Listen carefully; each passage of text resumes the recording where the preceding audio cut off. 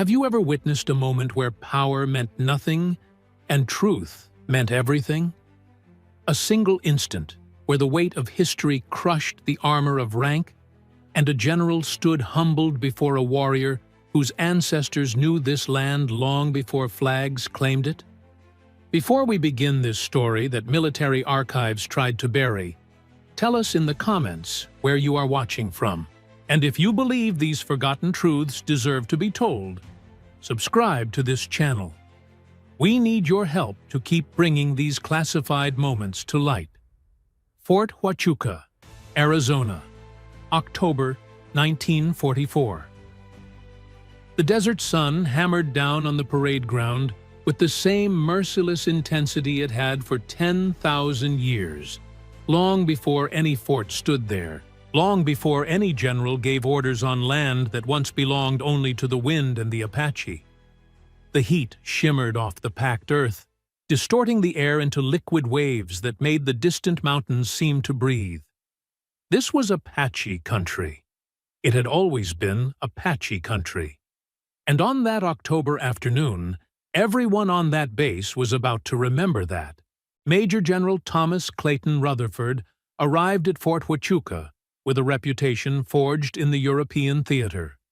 He had commanded men through the hedgerows of Normandy, had seen soldiers die in the mud of France, had earned his stars through blood and tactical brilliance. He was a man accustomed to absolute obedience, to the rigid hierarchy of military command, where orders flowed downward like water and questions rose upward like smoke, only to dissipate. At 53 years old, he wore his authority like a second skin, comfortable and unquestioned. His jaw was granite, his eyes steel gray, and his voice could strip paint from a bunker wall. Men under his command spoke in whispers about his temper, about the legendary dressing downs that left colonels shaking. But they also spoke with pride about following him, because Rutherford got results. He won battles. He brought men home. What Rutherford did not understand, what no amount of European combat could teach him, was that Fort Huachuca was different. This wasn't occupied France or liberated Belgium. This was the ancestral homeland of the Chiricahua Apache, and among the soldiers' training there was a man whose bloodline stretched back through centuries of warriors who had fought the Spanish, the Mexican Army, and the United States Cavalry to a standstill. His name was Staff Sergeant James Cayeta, though his grandfather had called him by another name in the old tongue, a name that meant one who sees the path others cannot. Cayeta was 31 years old in 1944. He stood 5 feet 10 inches tall, lean and hard as mesquite wood, with a face carved by the same wind that shaped the rocks of the Dragoon Mountains visible from the fort. His eyes were dark and still, holding depths that made men uncomfortable if they looked too long. He moved with an economy of motion that spoke of someone who had learned efficiency not from drill sergeants, but from tracking deer through canyons where a misplaced step meant a twisted ankle 20 miles from help. He had enlisted in 1942, after Pearl Harbor, not because he loved the government that had confined his grandfather to a reservation, but because he understood that something worse than the United States existed in the world, and that evil had to be stopped. He had trained as a scout and communications specialist. His file noted his exceptional ability with radio equipment, his uncanny sense of direction, and his tendency to operate with minimal supervision in forward positions. What the file did not note, because military bureaucracy had no place for such things, was that James Cayeta could read the desert the way other men read newspapers, and that his silence came not from surliness, but from a deep well of observation that made speaking seem wasteful most of the time. The incident occurred on a Tuesday afternoon during advanced tactical training exercises. The scenario involved coordinated artillery strikes called in by forward observers using the new SCR-610 radio system. The equipment was temperamental in the best conditions, prone to losing signal in the electromagnetic chaos of nearby artillery, and the desert heat made the vacuum tubes unstable. 3 crews had already failed to maintain clear communication with the Fire Direction Center. Kayita's crew was the 4th to attempt the exercise. General Rutherford had positioned himself near the observation post to evaluate the training personally. He stood with his arms crossed, his service cap pulled low against the sun, watching through field glasses as Kayita's team moved into position on a ridgeline approximately 800 yards distant. The terrain was brutal, a broken landscape of arroyos and saguaro cactus, where the temperature registered 108 degrees. Radio static hissed and crackled through the speakers at the command post. The exercise began. Artillery simulators were positioned at designated grid coordinates. Kayita's voice came through the radio, clear and steady, calling corrections with mathematical precision. The first coordinates were adjusted.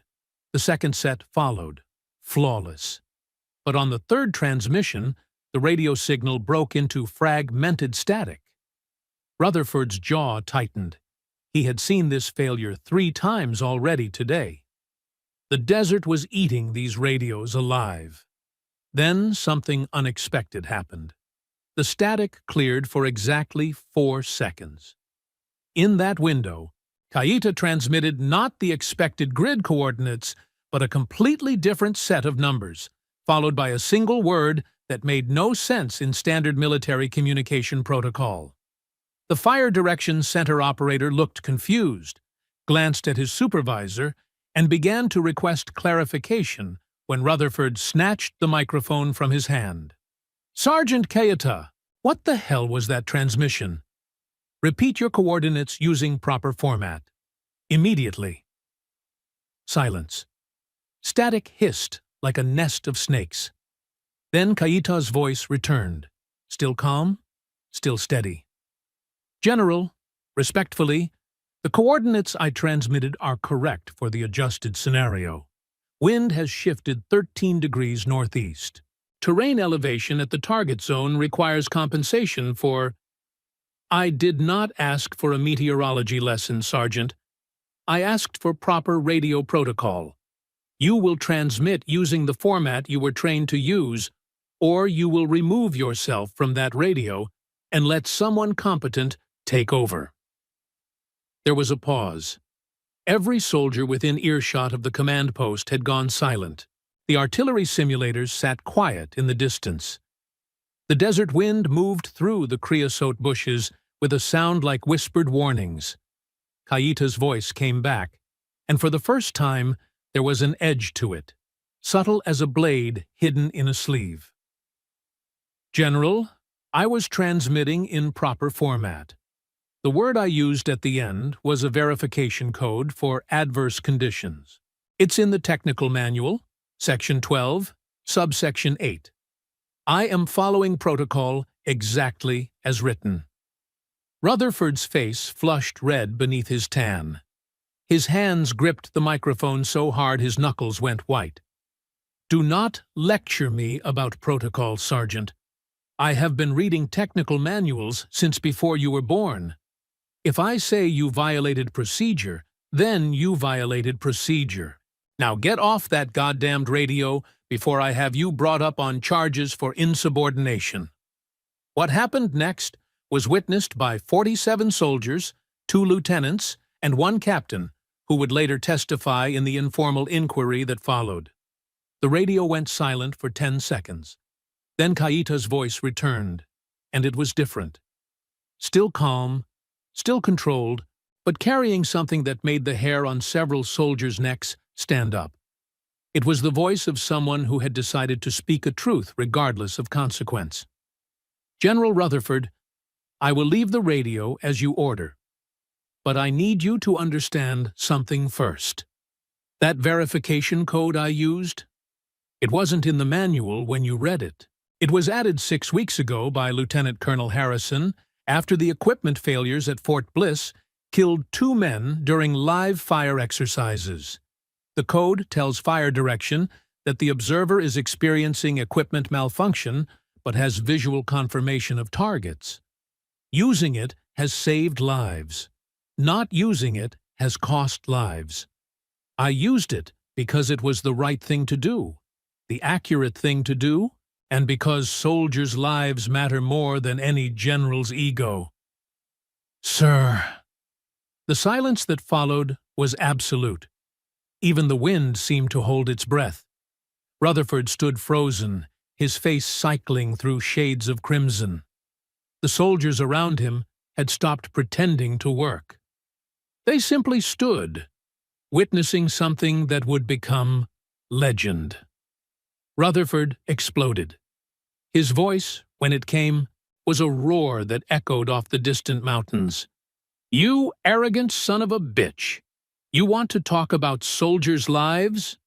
I have watched better men than you die in ditches because they questioned orders at the wrong moment. You think your little radio trick makes you special. You think you know better than officers who have been studying warfare since you were playing with toy soldiers on a reservation?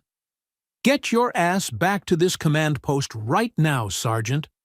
We are going to have a conversation about respect, about military discipline, and about the consequences of talking back to a general officer. Move." The radio clicked off. In the distance, through field glasses, soldiers could see Kaita's team begin their descent from the ridgeline. It would take them 20 minutes to cover the rough terrain. Those 20 minutes stretched like hours. Rutherford paced like a caged animal. The other soldiers found reasons to be elsewhere, sensing that a storm was about to break. But someone else had heard the radio exchange. Colonel William Marsh, Fort Huachuca's deputy commander, had been listening from his office. And Colonel Marsh knew something that General Rutherford did not. He knew about the technical manual update, he knew about Fort Bliss, and he knew about Staff Sergeant James Kaita's file, not just the official one, but the supplementary notes that detailed his actions during a training accident 7 months earlier when a jeep had overturned in a flash flood, and Kaita had pulled 3 soldiers from the wreckage while everyone else was still processing what had happened. Marsh also knew, because he had grown up in Arizona and had taken the time to learn, that Kaita was the great-grandson of a Chiricahua scout who had served with General George Crook in the 1880s, earning a Medal of Honor that his family still kept in a wooden box wrapped in red cloth. Marsh reached for his phone and made 2 calls. The first was to the base chaplain. The second was to the Tribal Council liaison officer, a Navajo major named Thomas Begay. Then he walked quickly toward the parade ground, where he knew the confrontation was about to occur. Kaita arrived exactly 20 minutes after Rutherford's order. He walked across the parade ground at a steady pace, not rushed, not slow, his uniform soaked dark with sweat, but his bearing straight. His team followed at a respectful distance, their faces masks of concern. They knew what was coming. Everyone knew what was coming. Rutherford stood waiting, his hands on his hips, his jaw set like an anvil. "Sergeant Kaita, front and center, now." Kaita stopped 3 paces away and came to attention. His eyes were fixed at a point somewhere beyond Rutherford's left shoulder, the standard position for a soldier being dressed down. But there was something in his stillness that was not quite submission. It was more like a mountain enduring a storm, knowing the storm would pass and the mountain would remain. Rutherford began his tirade. For 5 full minutes, he eviscerated Kaita's conduct, his radio discipline, his arrogance, his presumption. He questioned Kaita's competence, his training, his commitment to the military. He invoked the names of dead soldiers, suggested that Kaita's attitude was the kind that got men killed, implied that someone who couldn't follow simple procedures had no business wearing the uniform. His voice carried across the parade ground. Soldiers who had tried to make themselves scarce found they could hear every word anyway. Some looked at their boots. Some looked at each other with mounting discomfort. A few looked at Kaita's face and saw something that made them deeply uneasy, not because he showed anger, but because he showed nothing at all, as if he had departed his body and left only a vessel standing at attention. When Rutherford finally paused for breath, Kaita spoke. His voice was quiet, so quiet that Rutherford had to stop his own shouting to hear it. "General, may I speak freely?" "You may not. You will stand there and you will absorb what I am telling you, and then you will apologize for your conduct, and then you will be dismissed to consider whether you have a future in this army. Do you understand me?" "I understand, sir." "Good. Then, but I will not apologize." The words fell like stones into water. Ripples spread outward. Rutherford's eyes went wide with disbelief. "What did you just say?"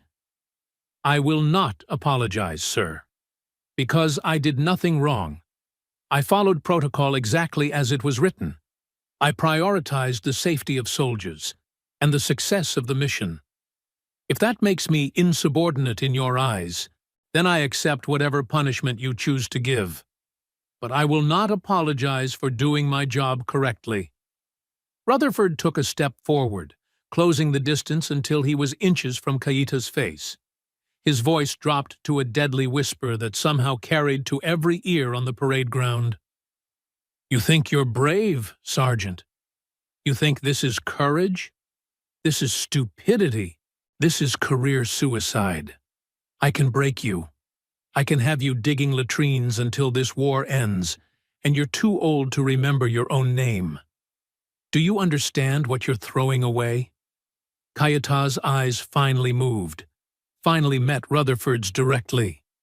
"My grandfather was imprisoned at Fort Marion in Florida for defending his home. My great-grandfather fought the United States Army for 20 years and never surrendered until they promised his people would be treated with dignity. That promise was broken. I enlisted anyway, because I believed we could be better than our history. If you want to break me for telling the truth and doing my job well, then maybe I was wrong about us being better." "Sir." Fiki, the parade ground had gone deathly silent. Even the wind had died. Rutherford's face had gone from red to pale, his mouth working soundlessly as he processed what Kaita had just said. His hand twitched toward his sidearm, not to draw it, but in an unconscious gesture that several soldiers noted with growing alarm. This situation was spiraling toward something unprecedented and potentially disastrous. That was when Colonel Marsh arrived, moving fast but not running, his boots kicking up small puffs of dust. Behind him, at a more measured pace, came Chaplain Morrison and Major Begay. "General Rutherford," Marsh called out, his voice cutting through the tension. "Sir, I need a word. Immediately." Rutherford turned, his face a thundercloud. "Colonel, unless the base is under attack, you will wait until I am finished with this soldier." "Sir, it's about the radio protocol. I have the technical manual update, the one Sergeant Kaita referenced. He was correct, sir. The verification code is official procedure, added 6 weeks ago. I have the documentation in my office." The words hit Rutherford like a physical blow. His certainty, the foundation of his rage, cracked audibly. He looked from Marsh to Kaita and back again. "What?" "The code was added after Fort Bliss, sir. 2 casualties from a communications failure during live fire. Kaita wasn't improvising. He was following the updated procedure exactly. He probably saved us from having a similar incident here." Marsh's voice was careful, neutral, but his eyes held Rutherford's with an intensity that communicated something beyond the words. "Back down. There's no victory here, only damage." Chaplain Morrison stepped forward, his weathered face gentle but firm. "General, perhaps we could discuss this in private. I think There may be some misunderstanding that could be resolved away from. There is no misunderstanding, Rutherford interrupted, but his voice had lost its thunder. He looked again at Kaita, who still stood at attention, his face carved from stone, sweat tracking through the dust on his cheeks. Something was shifting in Rutherford's mind, something beyond the immediate situation. He was seeing for the first time not just a subordinate who had challenged him, but a man with a history, a lineage, a dignity that existed independent of military rank. He was realizing that he had not just yelled at a sergeant. He had yelled at the descendant of warriors on land those warriors had defended with their lives, and he had done so while being factually wrong about the very procedures he was enforcing. The general's shoulders sagged almost imperceptibly. When he spoke again, his voice was different, rougher, uncertain. "Sergeant Kaita, you are dismissed. Return to your unit." Kaita did not move. "Sir, I request clarification. Am I being charged with anything?" "No. Am I being reprimanded?" "I said you are dismissed, Sergeant." "With respect, sir, you also said I would be punished. I need to know if that is still your intention, because if it is, I will request a formal hearing where the facts can be examined fully, including the technical manual, the radio logs, and the testimonies of the 47 soldiers who heard this conversation. Ensuite, it was checkmate delivered with surgical precision. Rutherford knew it. Everyone present knew it. If this went to a formal inquiry, the general would be revealed as wrong on the facts and excessive in his response. His reputation, carefully built over 20 years, would be damaged permanently. And Kaita, clearly, was prepared to accept whatever consequences came from forcing that inquiry, because he cared more about the principle than the outcome. Major Begay chose that moment to speak. His voice was quiet, but carried a weight that made everyone listen. "General Rutherford, if I may, in my culture, and in Sergeant Kaita's culture, there is a tradition. When words have been spoken in anger that should not have been spoken, the right thing is not to pretend they were never said. The right thing is to acknowledge the error publicly, so that balance can be restored. This is not about weakness. It is about strength. The strength to admit when we are wrong." Rutherford stood frozen, trapped in a moment that would define him. Every soldier on that parade ground was watching, waiting. The story of what happened next would spread through Fort Huachuca, then to other bases, then into the collective memory of the United States Army. General Thomas Clayton Rutherford, who had commanded men through the hell of European combat, who had never backed down from enemy fire, who had earned his stars through blood and brilliance, stood at a crossroads where the only way forward required something harder than physical courage. It required moral courage. It required him to admit he was wrong in front of subordinates, to humble himself before a sergeant he had just verbally destroyed, to accept that rank and righteousness were not the same thing. The seconds stretched. The sun beat down, and somewhere in the distance a hawk cried out, its voice carrying across the desert that had witnessed 10,000 years of conflict and resolution, of pride and humility, of warriors who understood that true strength sometimes looked like surrender. Rutherford took off his service cap. It was such a small gesture, barely noticeable, but on a military parade ground it carried the weight of mountains. A general removing his cap in formation was not protocol. It was a sign of something breaking, something giving way. He held the cap in both hands, looking down at it as if the answers might be written in the eagle emblem stitched into the fabric. When he looked up again, his eyes found Kaita's, and for the first time since arriving at Fort Huachuca, he really saw the man standing before him.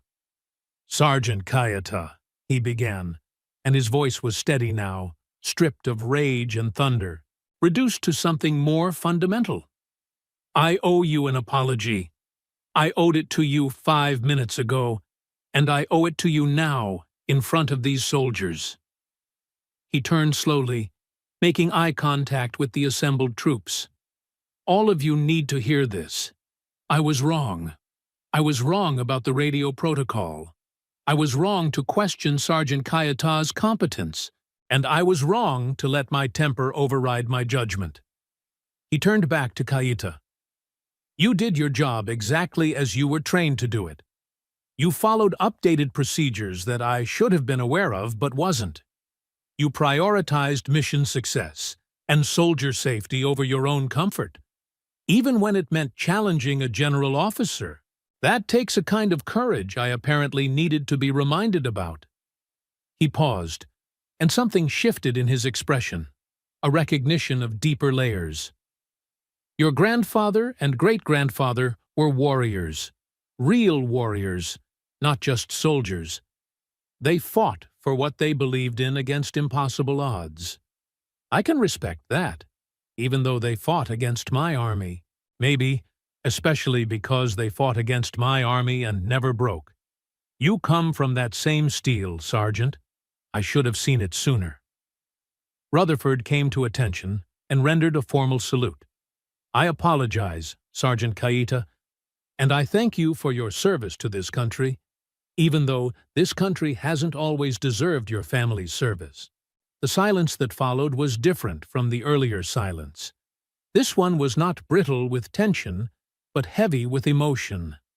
Several soldiers later reported that they felt something crack open in their chests, something that had been locked tight.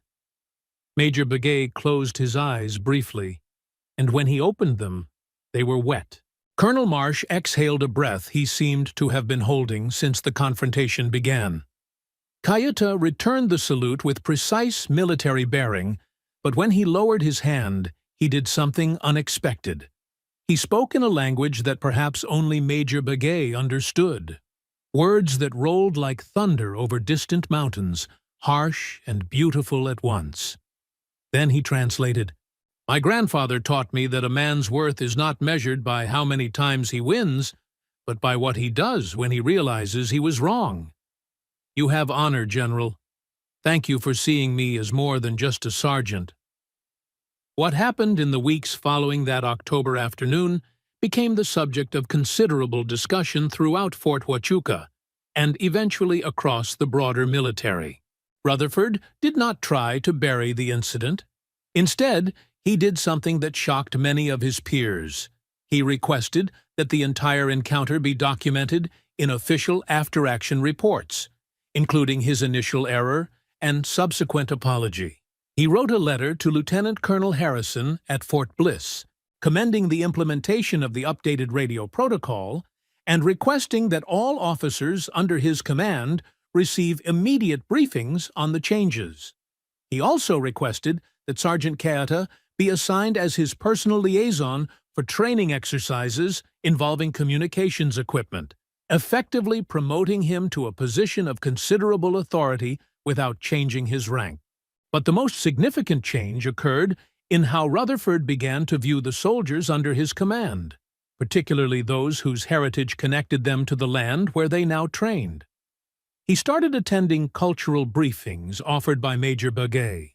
He visited the nearby reservation and spoke with elders, listening to stories about the Apache scouts who had served in the United States Army decades earlier, men who had tracked Geronimo and Victorio, who had earned medals and respect even while their families were confined to government land.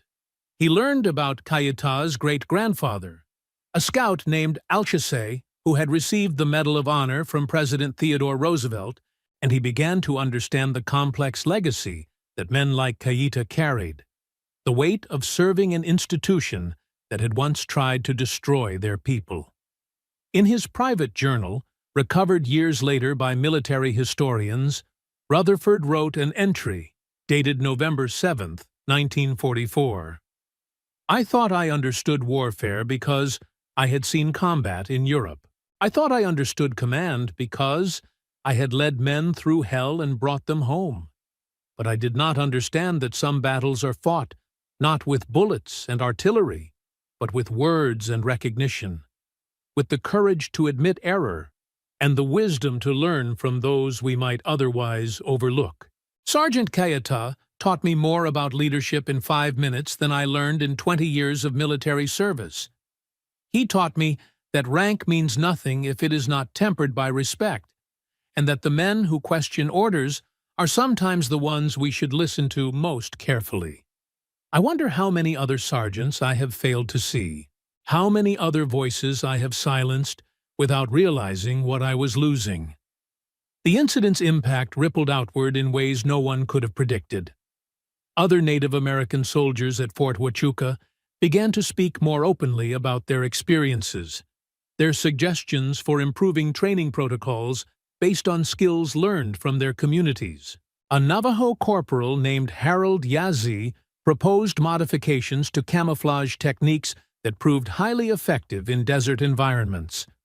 A Lakota private named Samuel Stans Tall identified flaws in the standard canteen distribution system that were causing unnecessary water wastage during extended patrols.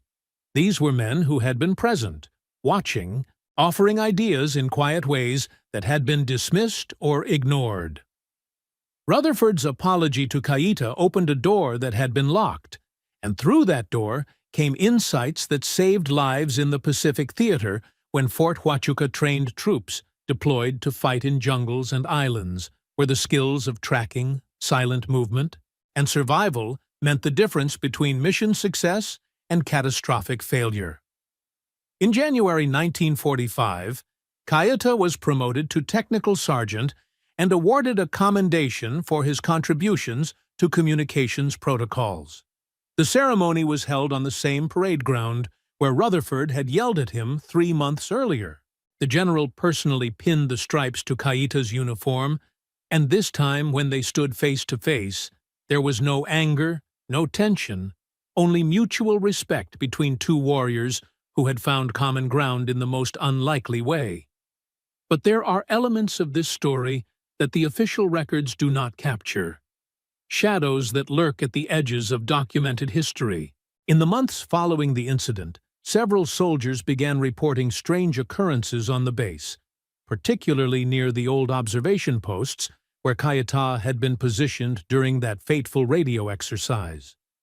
Sentries reported hearing voices carried on the wind, speaking in languages they did not recognize, but that filled them with inexplicable sadness. Equipment malfunctions became more frequent in areas where confrontations between officers and enlisted men had occurred, as if the machinery itself was sensitive to the emotional residue of conflict. 3 separate radio operators swore they heard transmissions in the middle of the night, coordinates being called in by voices that sounded like Kayita's, but were somehow older, rougher, as if filtered through decades of distance. Private First Class Michael Torres, assigned to communications maintenance, gave a statement to the base chaplain in March 1945 that was filed away and forgotten until researchers discovered it in 1998. I was working late in the radio shack, around 0200 hours, when I heard someone calling coordinates over the emergency frequency. The voice was clear, no static, but when I responded, there was no answer. I recorded the coordinates automatically, standard procedure, and the next morning I mentioned it to Sergeant Kayita. He went pale, sir, absolutely white. He asked me to show him the coordinates. When I did, he was quiet for a long time. Then he said, "Those are the coordinates of the Skeleton Canyon Massacre site, where the cavalry killed 87 Apache in 1886. My great-great-grandfather was one of 7 survivors." I asked him why someone would broadcast those coordinates now, in 1945. He just shook his head and said, "Some places remember. The land remembers. Maybe the radios pick it up somehow. All that death, all that sorrow. It leaves echoes." I thought he was speaking metaphorically, sir, but then it happened again, the next night. Same coordinates, same voice. And when I checked the equipment logs, there was no record of any transmission at all. Captain Richard Holloway, serving as executive officer to Colonel Marsh, noted in his personal diary an incident that occurred during a visit from tribal elders in April 1945. General Rutherford hosted a dinner for several Apache elders from the San Carlos Reservation. Among them was a man named Daniel Lassio, who identified himself as a cousin of Sergeant Cayeta. During the meal, Lassio spoke about the history of Apache scouts in the Army, how they had served with distinction despite the treatment of their people. Then he said something that made everyone at the table uncomfortable. He said, "The land knows what happens on it. Every order given, every punishment delivered, every act of cruelty or kindness, the earth absorbs it. Fort Huachuca stands on land where many negotiations were broken, many promises betrayed. The spirits here are restless. They watch. They listen." When General Rutherford chose to apologize to James, he changed something. He created a different kind of memory.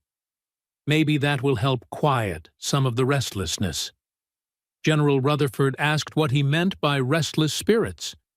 Lassio looked at him for a long time before answering, "You have been here 6 months, General. Have you not noticed that certain areas of the base make your men uneasy? The old guardhouse, the South Training Range, the canyon where the water tower stands. Men avoid those places when they can. They feel watched. They hear things. Your apology to James on the parade ground, that was witnessed not just by soldiers, but by everything that has ever witnessed an act of injustice on this land. You created a counterweight, but the balance is delicate." The general dismissed this as superstition at the time, but I noticed that night he did not sleep well, and the next morning he ordered a review of all historical records related to Fort Huachuca's establishment and the displacement of Apache communities that had occurred to make room for the base. What the review revealed was deeply troubling. Fort Huachuca had been established in 1877, explicitly as a forward operating base for campaigns against the Chiricahua Apache. The land had been taken without meaningful compensation or negotiation. The first commander of the fort, Colonel August Coates, had ordered several raids into the surrounding mountains that resulted in civilian casualties, actions that were documented in military records with the cold efficiency of bureaucratic language that turned human suffering into tactical assessments. One report from 1878 noted the destruction of an Apache settlement near what was now the base's eastern boundary. Structures burned, food supplies destroyed, population dispersed, resistance minimal. 23 people had lived in that settlement. 16 were women and children. None survived the winter that followed their displacement. Rutherford spent 3 days reading these reports, alone in his office, and when he emerged, he was a changed man. He called a formation of all available troops and read portions of the historical documentation aloud. Then he said something that was unprecedented for a United States Army general in 1945. This base was built on land taken from people who had lived here for generations. Men, women, and children died because of decisions made by officers wearing the same uniform I wear now. I cannot undo that history. None of us can. But we can acknowledge it. We can recognize that the ground we stand on has memory, and that memory includes suffering we inflicted. If you serve here, you should know this. You should remember that the Apache scouts, who later served in this same army, were men who chose to forgive more than we had any right to ask them to forgive. And soldiers like Sergeant Cayeta, who wear this uniform today, carry that legacy. They serve alongside us, despite everything. The least we can do is see them clearly, respect them fully, and never, ever take their service for granted. The speech was not received well by all officers. Several colonels from other bases filed complaints about Rutherford's inappropriate political statements. The War Department sent a carefully worded inquiry about the appropriateness of dwelling on historical injustices during wartime. But Rutherford stood firm.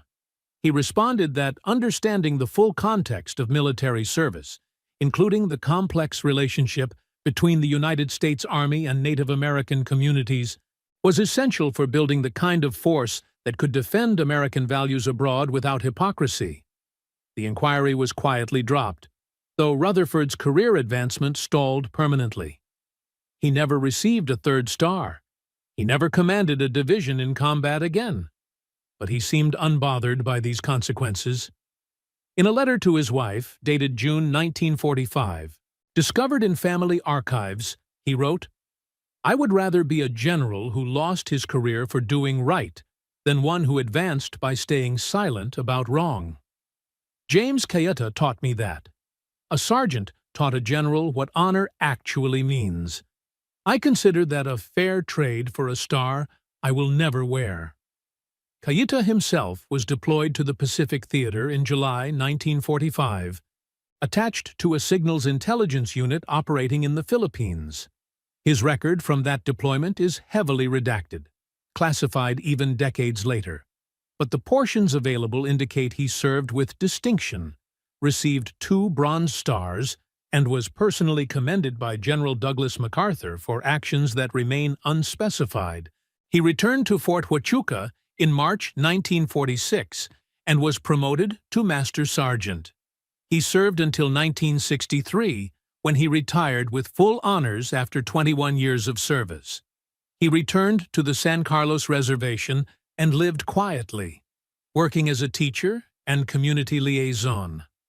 He rarely spoke about his military service, and when pressed, he would only say that he had done his duty and that some things were better left in the past.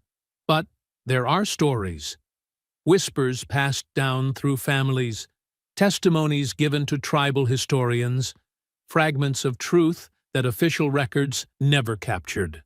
A man named Robert Geronimo, claiming to be Cayeta's nephew, told researchers in 2003, "Uncle James never talked much about the war years, but sometimes, late at night when the family gathered, he would tell one story. About the night before he deployed to the Pacific. He said he went out into the desert alone, hiked up to a ridge overlooking Fort Huachuca.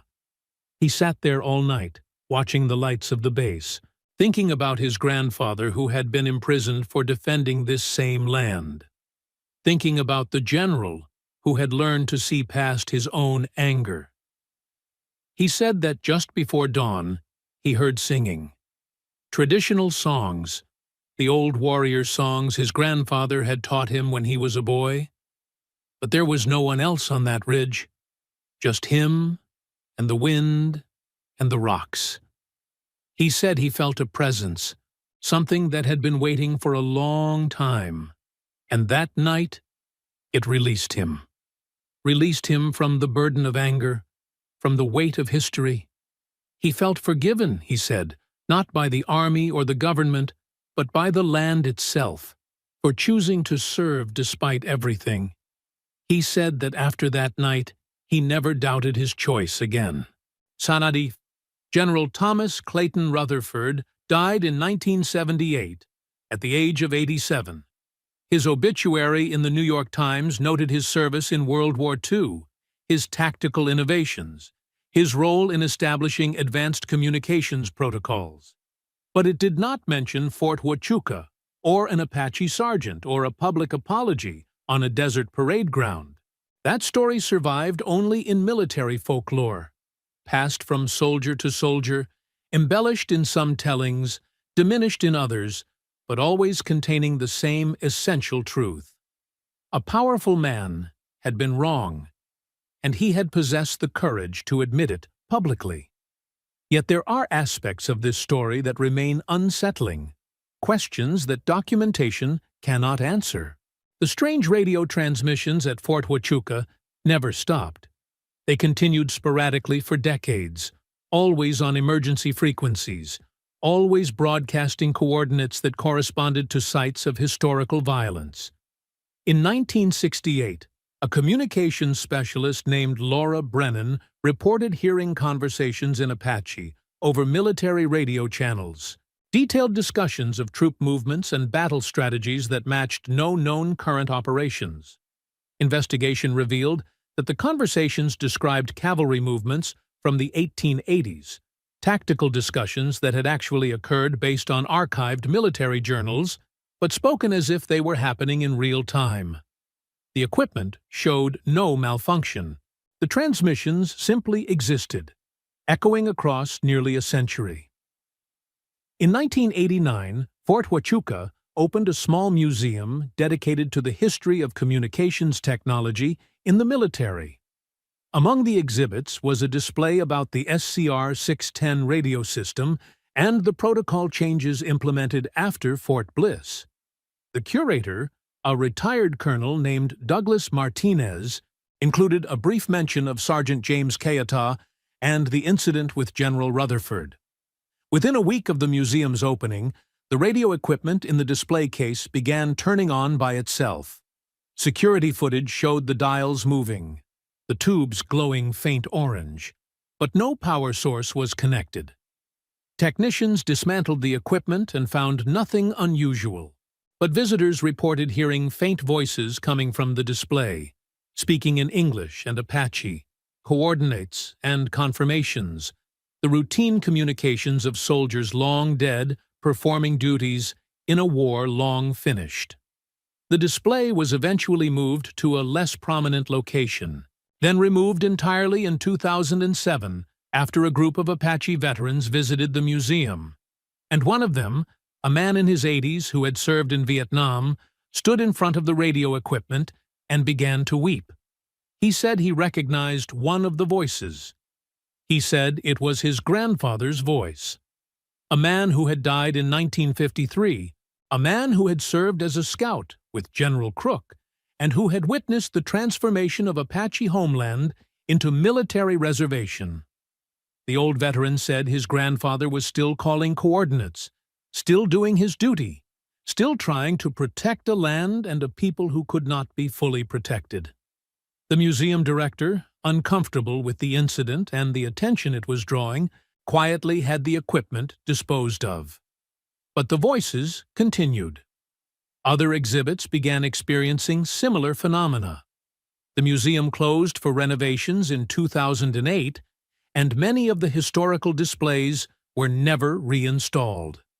James Cayeta died on December 24, 2009, at the age of 96. His funeral on the San Carlos Reservation was attended by over 300 people, including 2 generals, a dozen colonels, and soldiers from 4 different decades who had served with him or learned from him. They buried him with full military honors in a small cemetery overlooking the Gila River, the same cemetery where his grandfather and great-grandfather were buried, warriors who had fought different battles in different times, but who shared the same unyielding core of integrity. On the night of his funeral, every radio at Fort Huachuca, over 100 miles away, experienced simultaneous interference. For exactly 3 minutes, all communications were blocked by what operators described as a sound like wind over mountains, like voices singing in a language made of earth and sky. Then, silence.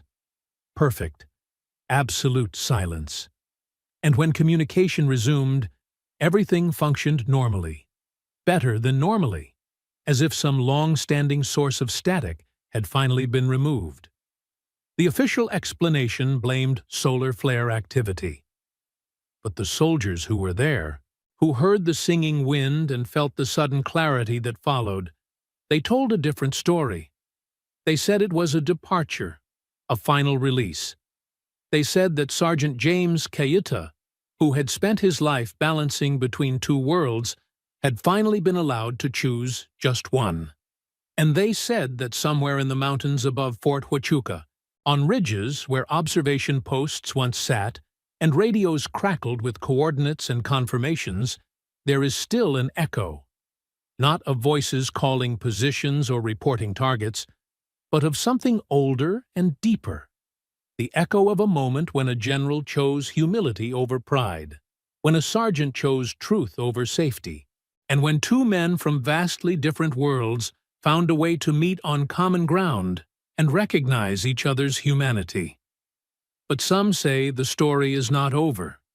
Some say that late at night, when the desert wind rises and the stars burn cold and bright, you can still hear transmissions from Fort Huachuca. Not training exercises or current operations, but older communications, archived conversations from 1944 when a young Apache sergeant stood his ground and a decorated general learned what real strength looked like. They say the land remembers everything, every word spoken, every choice made, every moment when someone chose to be better than their circumstances demanded. And they say that those moments never really end.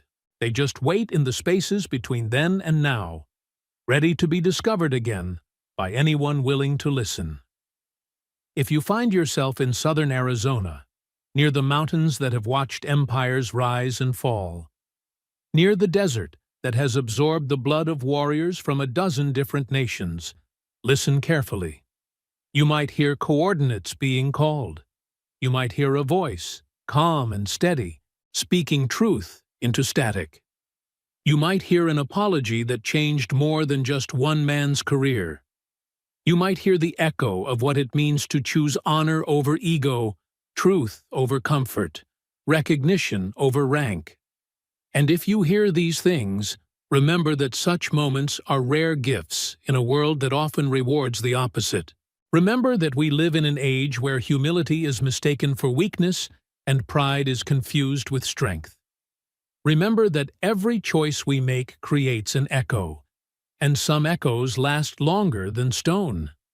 In these times of division and certainty, when everyone seems convinced of their own righteousness, perhaps we need more moments like the one on that parade ground in October 1944. More generals willing to say they were wrong.